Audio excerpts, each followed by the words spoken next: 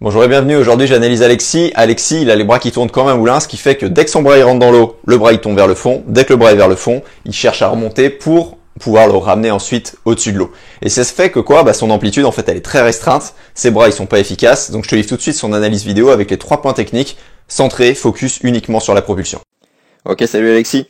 Alors, au niveau projectile, pour moi, il y a une bonne base de la tête aux pieds. Ok, on pourrait dire le bassin se balade un petit peu à droite et à gauche, mais ça avec les glissés, tu vas voir, en contractant un peu les abdos, les fessiers, ça va se régler.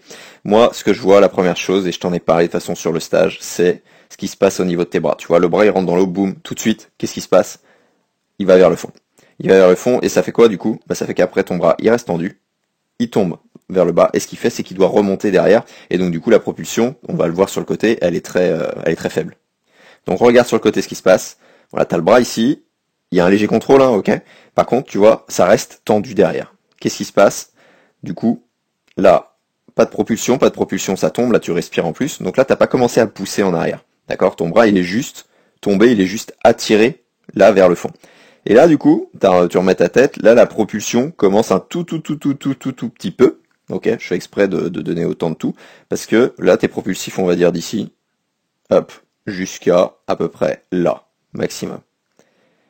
Parce qu'après, qu'est-ce qui se passe? Le bras, faut qu'il remonte.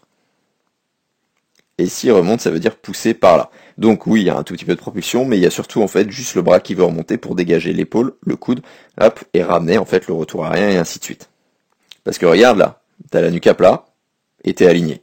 T'es aligné, t'es prêt, t'as presque les talons en surface, donc là-dessus, il n'y a aucun problème, d'accord? C'est pas du tout la priorité. Donc première chose, quand ton bras rentre dans l'eau, ça va être de le contrôler, de pas le laisser aller là, de le garder ici. Donc de travailler sur la peau magique, sur le roulis, sur l'épaule au visage, de vraiment contrôler ça, de le ressentir. Ok? Et d'enlever ce problème de respiration, de pas trop respirer au début, de faire 25 mètres, ou d'accord, ou des 50, en respi 5, en respi 7, vraiment enlever cette problématique-là. Pas travailler avec un tuba pour l'instant, pour vraiment toujours être sur souffler dans l'eau. Ça peut être aussi à un moment donné quand t'es à l'aise vraiment sur l'expiration, bosser avec le tuba, mais dans un premier temps c'est vraiment ça. Contrôler ton bras pour que derrière, ta propulsion, elle aille de là, d'accord, quelque chose que tu prends ici, un léger catch, en tout cas le coude plus haut que la main, vers l'arrière, et que ce soit plus ça. Donc ça c'est le premier point, le contrôle du bras.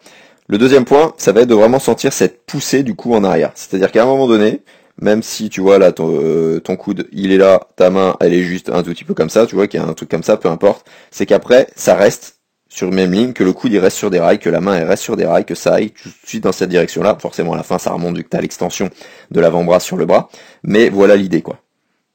Donc c'est exactement ce qu'on a fait quand on a fait le travail aux élastiques. Donc là tu vas en manger, vraiment être mobile, tu vois, sur ton épaule. Il faudra travailler la mobilité aussi là-dessus pour réussir à mettre un peu plus le creux du coude en direction du sol et pas le garder en direction là de l'autre côté de la piscine.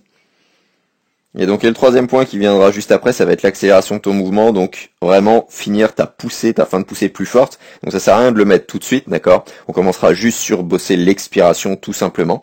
Pour à un moment donné, en fait quand tu auras contrôlé ton bras, quand tu auras réussi à vraiment faire ce coude et cette main sur un rail vers l'arrière, donc en direction des pieds, de vraiment pousser en direction des pieds, et de plus avoir là cette fin de poussée qui part par ici, de vraiment ressentir et de créer un appui beaucoup plus, tu vois, solide quand tu tends, quand je disais l'avant-bras sur le bras, jusqu'à ce que ta main touche ta cuisse. Donc pas forcément aussi loin forcément, mais tu vois, de vraiment aller toucher après ta hanche à la fin, pour avoir dans cette direction, cette poussée en direction des pieds, avec de l'eau de plus en plus dure, et que tu ressentes vraiment des appuis.